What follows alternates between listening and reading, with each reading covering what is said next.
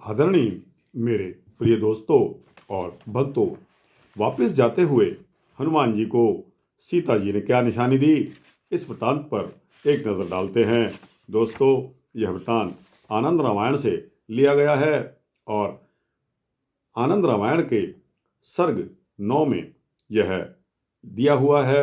दोस्तों, इस प्रकार जब हनुमान जी ने सीता जी को वृक्ष पर बैठे हुए सारी राम कथा सुनाई, सीता जी के कानों में इतने मधुर वचन आज शायद पहली बार ही लंका में पड़े थे, जब से सीता जी को रावण हर कर लाया था और रावण ने अशोक वाटिका में सीता जी को बैठा दिया था।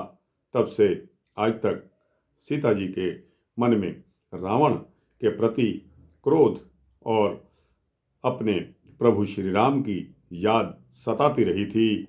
और दोस्तों, इतने दूर समुद्र के पार ले जाकर सीता जी ने समझा कि अब उनको बचाने वाला शायद कोई नहीं है, जो कि इतना दूर समुद्र लांघ कर आकर उनकी रक्षा करेगा।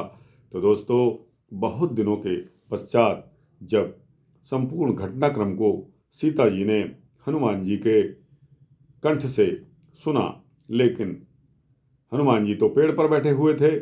ऐसी अवस्था में सीता जी को एक आभास हुआ कि क्या यह आकाशवाणी है या रात्रि के समय वह कोई स्वप्न देख रही हैं।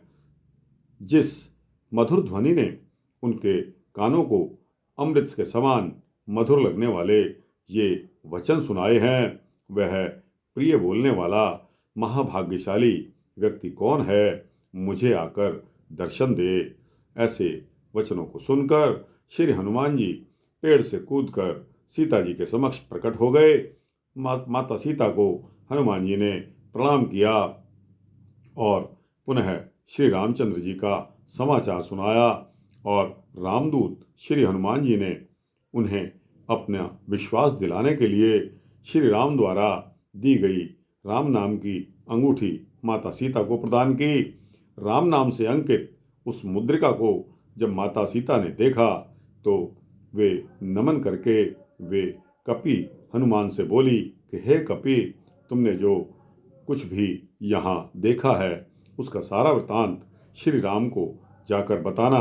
तब उन्हें सांत्वना देते हुए श्री हनुमान जी बोले कि मेरे कंधे पर चढ़कर श्री राम वानरों के साथ आकर लंका में आएंगे और रावण को युद्ध में मारकर आपको यहाँ से वापस ले जाएंगे। अतः हे माता सीता, आप मेरे कथन के अनुसार अपने भय का त्याग कर दें।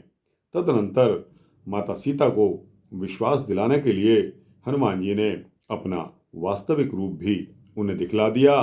सीता जी को विश्वास हो जाए, इस आशय से हनुमान जी श्री राम ने जो आख्यान बताया था उसका विस्तार पूर्वक वर्णन करते हुए हनुमान जी बोले कि जब चित्रकूट गिरी पर श्री राम ने पूर्व समय में आपके मस्तक पर मनः शिला का तिलक बनाया था, तब इसे सुनकर सीता जी अत्यंत संतुष्ट हो गई।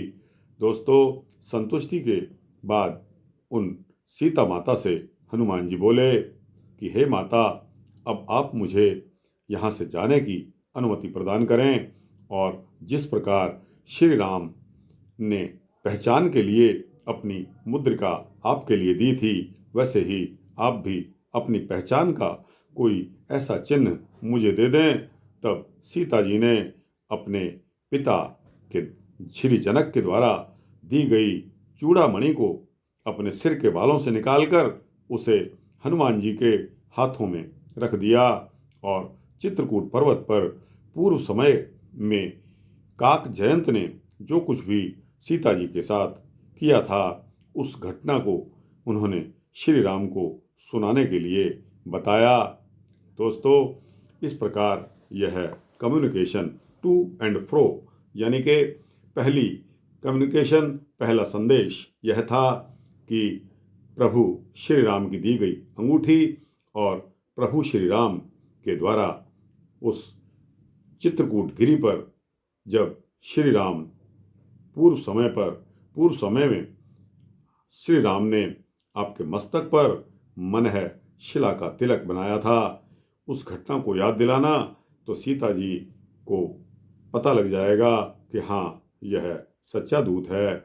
इसी प्रकार दोस्तों, सीता जी ने अपनी निशानी चूड़ामणि, जो कि उनके पिता श्री जनक जी द्वारा दी गई थी, अपने सिर के बालों में से निकालकर हनुमान जी के हाथों में रख दिया और चित्रकूट पर्वत पर उनको पूर्व समय में जब जयंत, इंद्र के पुत्र जयंत ने कौवे का रूप धारण करके सीता जी के पैर को काट डाला था, लहूलुहान कर दिया था, तब श्री राम ने उस पर एक बाण छोड़ा था, जिससे तीनों लोकों में उस कौवे की रक्षा करने वाला जब कोई नहीं था, तब देवताओं ने जयंत को यह सलाह दी कि इसका कोई भी इलाज नहीं है, इसका इलाज सिर्फ यही है कि जाकर श्री राम के शरणागत हो जाओ, उनसे माफ़ी मांगो।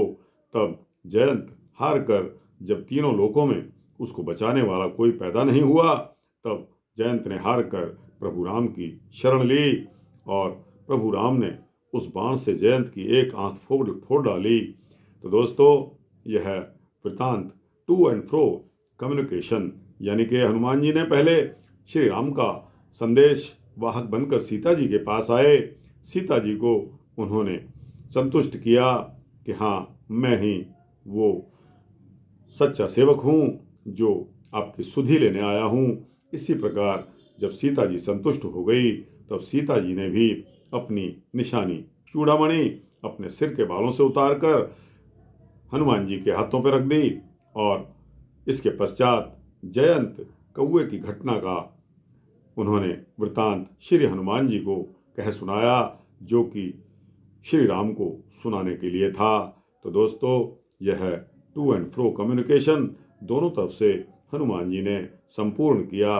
तो दोस्तों, आपको आपके प्रश्न का उत्तर सीता जी कब संतुष्ट हुई और सीता जी ने वापसी में हनुमान जी को अपनी क्या निशानी दी, आपको दोनों प्रश्नों का उत्तर मिल जाता है। यह वृतांत यहाँ समाप्त होता है। दोस्तों, अगर यह वृतांत आपको अच्छा लगा हो तो इसको लाइक और शेयर करते हुए अपने दोस्तों, भक्तों, मित्रों, जिज्ञासुओं को भेजना। कमेंट सेक्शन में जाकर कुछ ना कुछ कमेंट्स जरूर देना है दोस्तों आपने, इससे मुझे मेरा हौसला बढ़ाने की दवाई मिलती है। दोस्तों, आपके कमेंट्स के अभाव में मैं भूखा रह जाता हूँ और यही सोचता रहता हूँ कि शायद आपने मेरी बात को, मेरे इस वृतांत को अनसुना कर दिया क्या, क्योंकि दोस्तों YouTube पर इतने अनेकों वृतांत हैं जो आपको एक से एक इधर से उधर करने वाले मिलेंगे।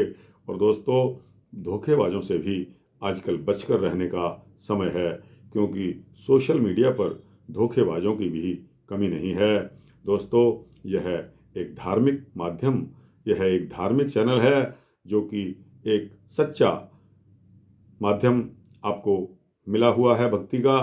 अतः इसका आप फायदा उठाकर अपने जन्म को सफल बनाइए। दोस्तों, इस चैनल को अगर सब्सक्राइब कर देंगे तो आपको इसी तरह के सूक्ष्म भक्ति वृत्तांत मिलते रहेंगे। जय श्री सीता रामचंद्र भगवान की जय।